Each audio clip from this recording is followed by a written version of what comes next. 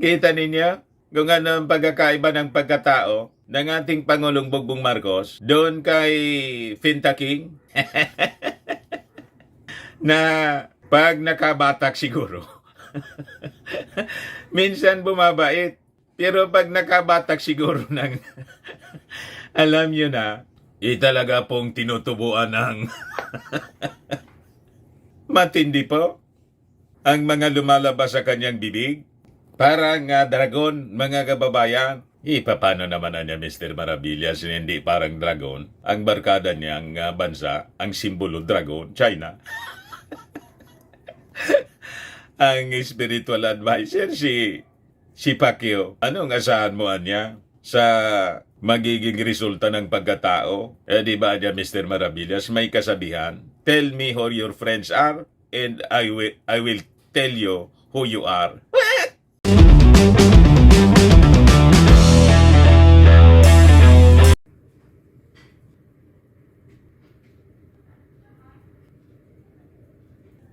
Ang ganda mga kababayan ng result ng pasyal-pasyal ng ating Pangulong Bongbong Marcos sa Germany at saka sa Czech Republic sa Prague. Bagitan niya, Mr. Maravillas. Di ba? On the first day pa lang po ng kanyang official visit sa Germany, nakasecure agad yung ating Pangulong Bongbong Marcos ng worth 4 billion US dollars na investment deals or equivalent sa 220 billion pesos na investment para po dito sa ating bansa.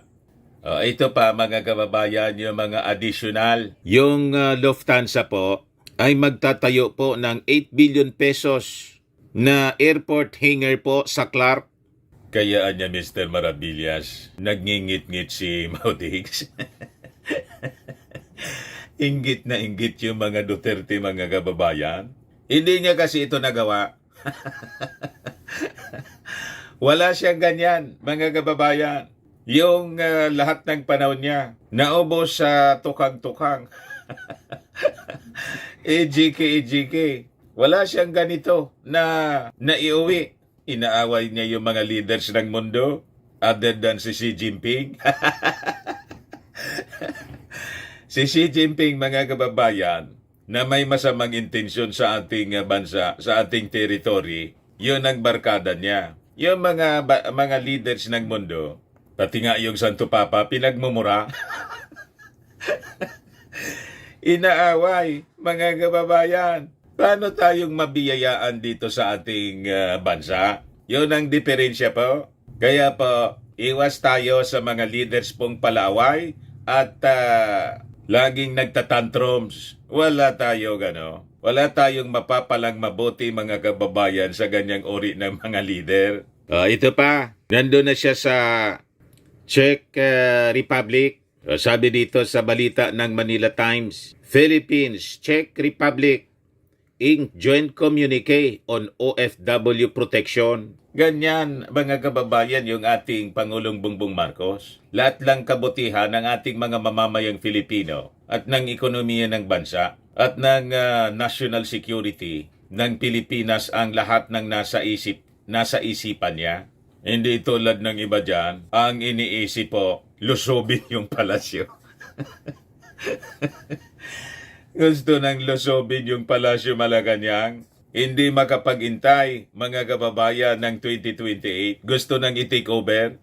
Pero despite ng mga masasamang salita, mga kababayan, na binibitawan ng dating Pangulong Digong laban sa ating Pangulong Bongbong Marcos na napakabait, nagpaabot pa rin siya ng magandang mensahe. May birthday greetings pa po. May pa-birthday greetings pa po. Yung ating Pangulo kay Finta King. Ayan po, tinanong ng media, mga kasama niyang reporters po, doon sa Prague. Mamaya iparinig ko sa inyo kung anong sinasabi niya rito po. But before ko, mga kababayan, ibigay sa inyo yung full story ng mga balitang yan, click subscribe muna dito sa ating YouTube channel and hit the notification bell para lagi po kayong updated sa mga kaganapan dito sa ating bansa, like and share na rin po ninyo ng ating video. At huwag na rin po ninyo na-skip yung ating mga commercial ads para tuloy-tuloy lang ang pag-unlad ng bagong Pilipinas. Sa mga naghanap po ng malinis and spacious fitness gym, punta lang po kayo sa aming Colossal Fitness Gym. We also offer Grab Car Rental with our brand new 2023 model ng Toyota Innova. We also accept booking for those who are planning to travel via PAL, Cebu Pacific, and other airline companies, local and international, and bills payment for Meralco bills, Aleco bills dito sa Albay, PLDT, etc. Kahit saan po kayo gusto na mag-travel, pwede na kayo magpa-online booking, bumili ng plane tickets dito po sa amin. Pati sa hotel po, nagbo-booking po kami. May Paymaya po kami, may bayad center na rin dito sa aming office. Ang Colossal Fitness Gym is located at 3rd floor, Security Bank Building, Landco Business Park, Legazpi City, Albay. For inquiries, look for Gilon Maravillas, contact number 0966-802-0949. Yan yung aming Innova.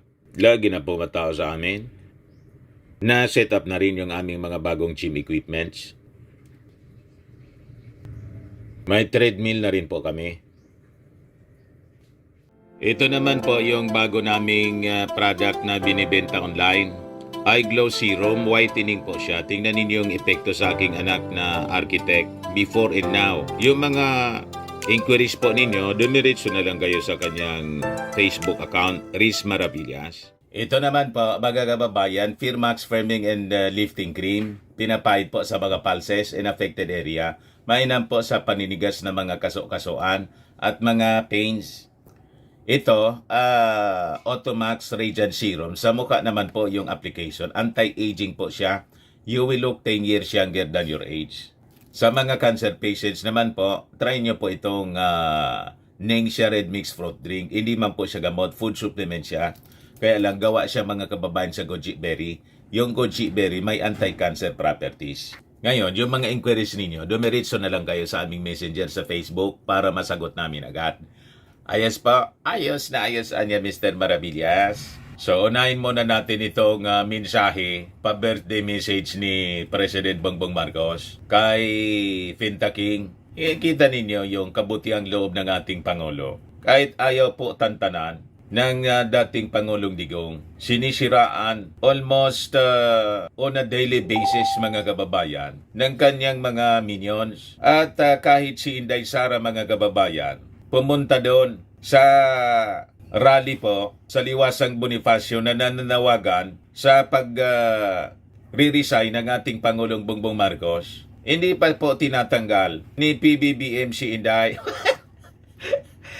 You see, sabi nga ng mga netizens, bakit niyan di pa sinisibak ng ating Pangulong Bongbong Marcos si Inday? Sekretary ng DepEd, kinaladkad pa po yung kanyang departamento. Mismong sa message niya, nakikiisa siya daw doon sa mga nagrarally defending Pacquiao na may mga kasong sexual abuse sa Amerika at pati dito under investigation ng Senado. In fact, mga kababayan, hanggang ngayon na lang ang plaso sa kanya ng Senado to appear sa investigasyon po ng Senate Committee on Women. Pag hindi po, tutugisin na siya po ng ating mga authorities, ng mga pulis. So other than sexual abuse, may kaso pang human trafficking. You just imagine mga kababayan, yun ang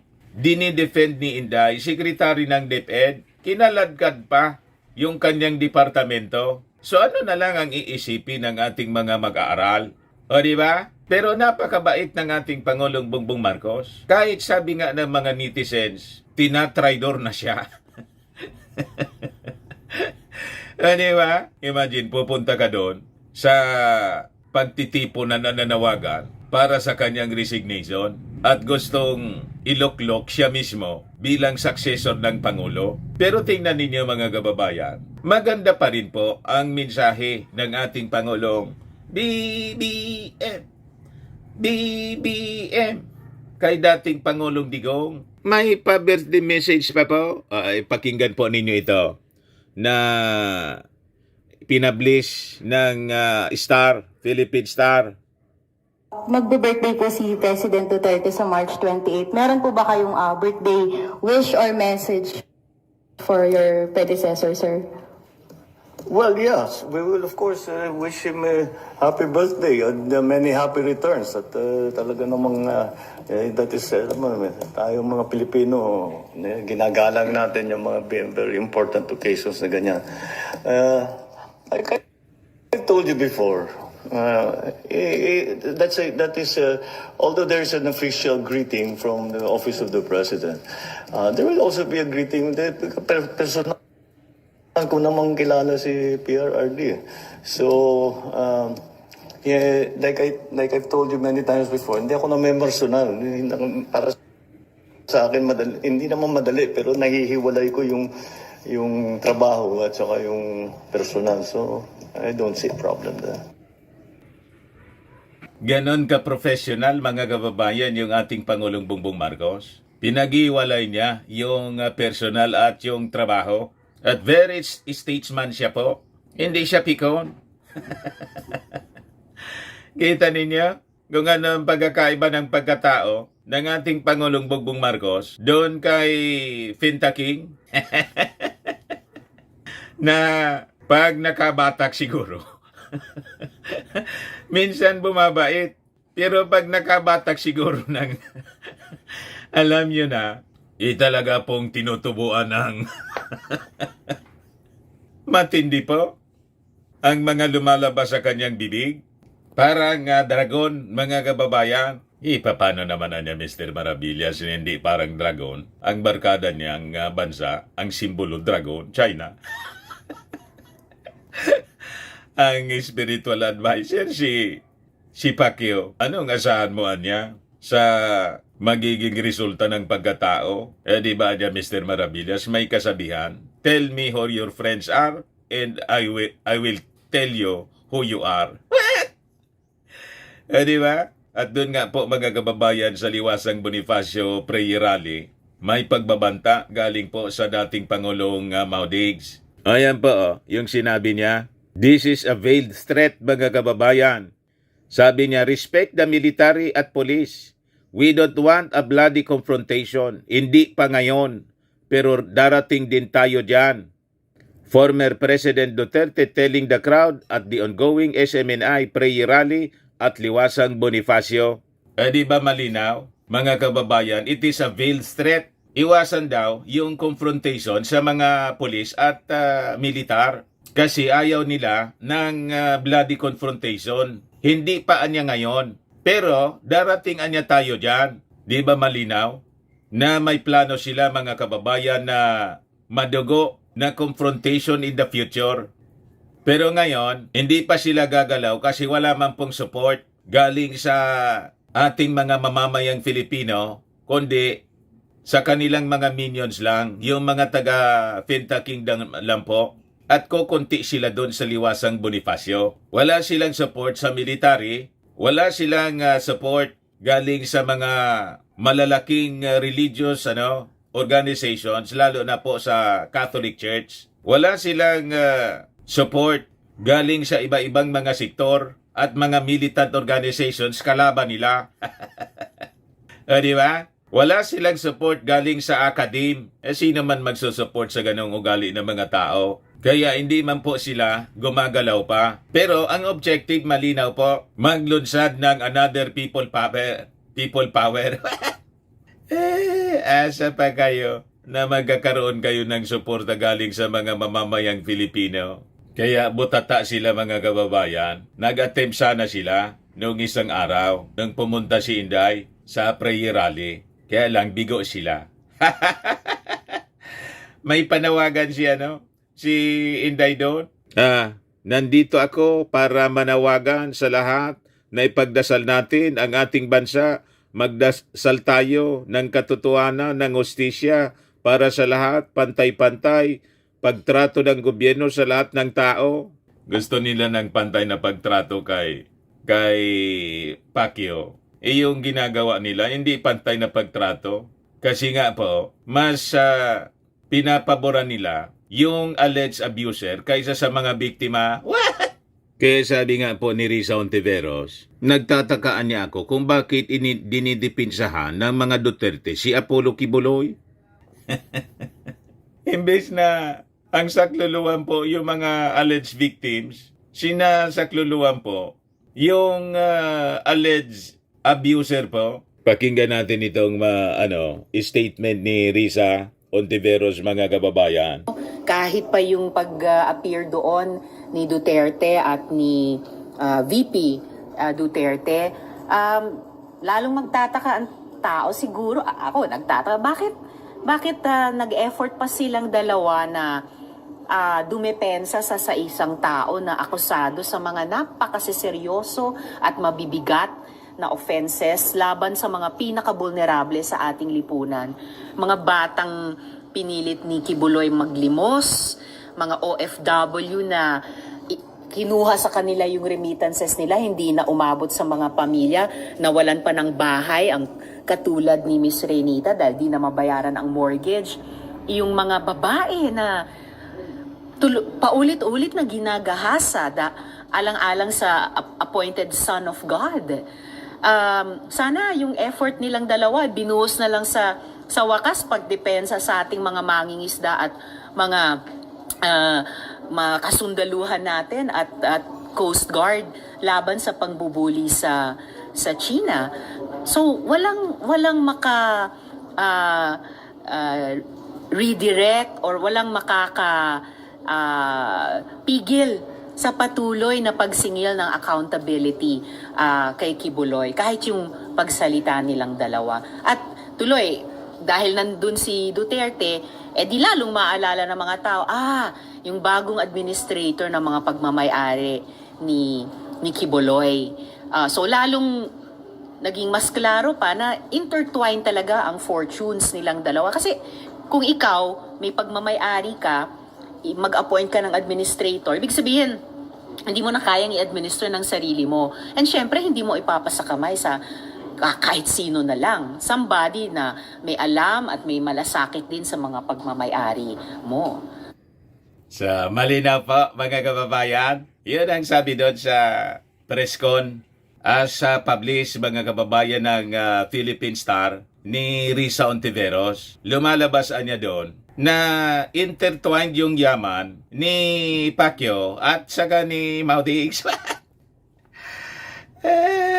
Tama nga naman, mga kababayan, kasi inappoint as administrator ni Pacquiao si Digong. Lalo niya, Mr. Maravillas, nagduda yung mga mamamayang Filipino. Talagang nakakaduda-duda, mga kababayan. Pero po, yung ating Pangulong Bongbong Marcos hindi nagpapaapekto sa ganito mga negativities. Tuloy-tuloy lang siya sa pagtrabaho. Doon, mga kababayan, sa working visit niya sa Germany at saka sa Czech Republic. O nandun na siya, mga kababayan, sa Czech Republic. Sabi diyan sa kanyang post, "Our friendship with the Czech Republic, much like Jose Rizal's band with Ferdinand Blumentritt, it's built on common ideals in mutual respect. President Peter Fabel and I explored ways to strengthen this alliance further, focusing on jobs for Filipinos and educational exchanges to enrich the lives of our youth." So, edukasyon naman yung focus niya, mga kababayan, para sa ating mga mag-aaral ang inaayos ng ating Pangulong Bongbong Marcos sa kanyang pagbisita sa Czech Republic. Kasi po, yung kanyang education secretary, wala man pong napakinabangan yung mga mag-aaral. Nandun sa rally para patalsikin yung ating Pangulo. Rally ng mga anti-Marcos. So, ina-assume na lang ng ating Pangulong Bongbong Marcos yung mga dapat na reforma, innovations sa sektor ng ating edukasyon. Ngayon po yung ating Pangulong Bongbong with First Lady Lisa Marcos. Di ba nakakatuwa, nakaka-proud Sige lang po ang trabaho ng ating Pangulo, katabi si Martin Romualdez. Oh. Di ba? Ayan po. Oh. Sabi dito sa Manila Bulletin, President Ferdinand Marcos Jr. and Czech Republic President Peter Pavel witnessed the signing of an employment agreement on labor on Thursday, March 14.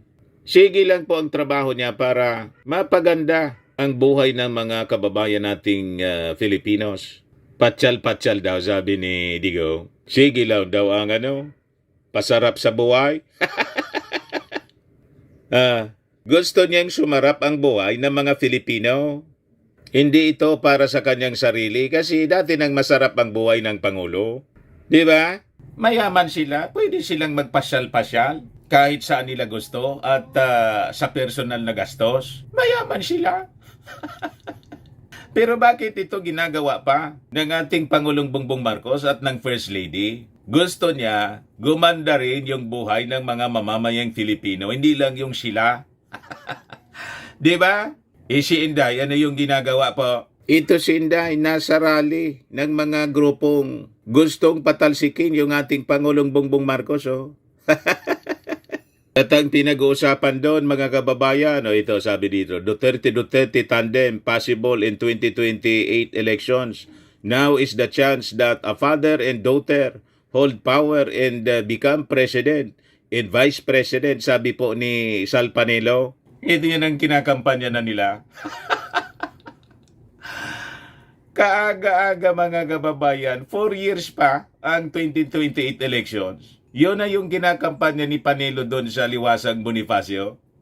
Lahat pang sarili, mga kababayan. Habang yung ating Pangulong Bongbong Marcos at si Martin Romualdez, kandakuba na sa pagtatrabaho mga kababayan para maiangat ang pamumuhay ng ating mga mamamayang Filipino at mapalakas ang ating external defense. Hindi tayo basta lamunin ng kanilang barkadang si Xi Jinping.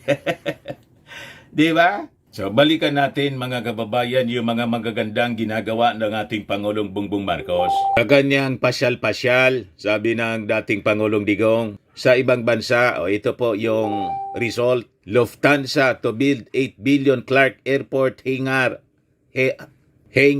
Yan po, Lufthansa Technic Philippines, LTP has conveyed its plans to construct a second hangar at the Clark International Airport valued at 8 billion pesos or 150 million US dollars to enhance its aircraft maintenance, repair, and overhaul operations in potential partnership with Maharlika Investment Corporation or MIC. Pinagtatawanan nila yung Maharlika Investment Fund. Ito na po, slowly but surely tinatrabaho ng ating Pangulong Bongbong Marcos. At yung kanyang pagsasakripisyo, kanyang pagpapagal, may resulta na po. Ito, 8 billion, 150 million US dollars na Clark Airport hangar. So sabi dyan, based on the statement released by the Department of Trade and Industry, it stated that LTP is also mulling a potential partnership with MIC o Maharlika Investment Corporation for the planned Clark Airport hangar project. Initial discussions are already underway with Maharlika Funds, President and CEO Rafael Consing Jr. The investment was discussed during a meeting with the Philippine delegation in Germany led by President Ferdinand R. Marcos, LTP President Chief Executive Officer Elmar Latter, and DTI Secretary Alfredo E. Pascual. Ganon mga kababayan ang magaling na presidente. Kaya masyadong na-insecure si Maudigs. Sige po ang panggulo. Para isabotahe siguro yung mga ginagawa ng ating Pangulong Bongbong Marcos at pinag-iintensyonan yung palasyo na lusubin. Payag kayo 31 million plus na mga bumoto sa ating Pangulo.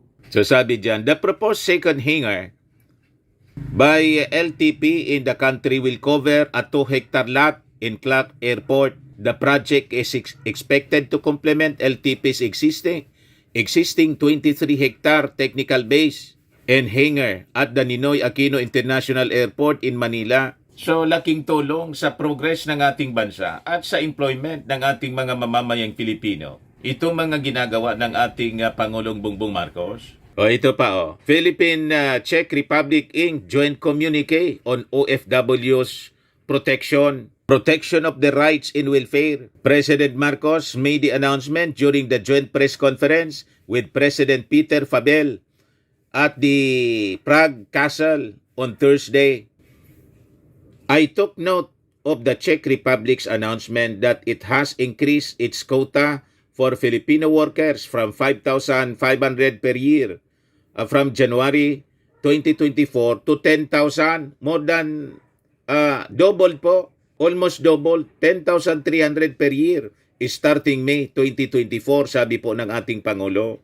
Sabi dyan, but just before this press conference, President Fabel and I witnessed the signing of the joint communique to establish a labor consultation mechanism between the Philippines, Department of Migrant Workers and Czech Ministry of Labor and Social Affairs.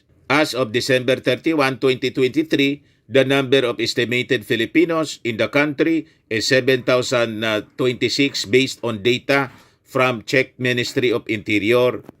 They are in the processing industry, automotive, repairs of appliances, manufacturing, information technology, communications, real estate, health, wellness, and household service work. Nakita ninyo yung strategy na ginagawa ng ating Pangulong Bongbong Marcos. Habang inaayos niya yung economy ng ating bansa, nag-invite siya ng mga investors po para mag-create ng jobs, mga kababayan. But of course, it will take time para isaayos po yung ating economy. At this time, sinasabayan niyang pakikipag-usap sa mga leaders ng mundo, ng mga bansa, na habang dinedevelop yung ating economy, yung ating mga walang trabaho na mga kababayang Filipino ay tinutulungan niya na magkaroon ng trabaho sa ibang bansa tulad ng Czech Republic. So, na-double po yung allocation para sa atin. From 5,500 per year to 10,300. So, laking tulong po sa ating mga kababayang walang trabaho.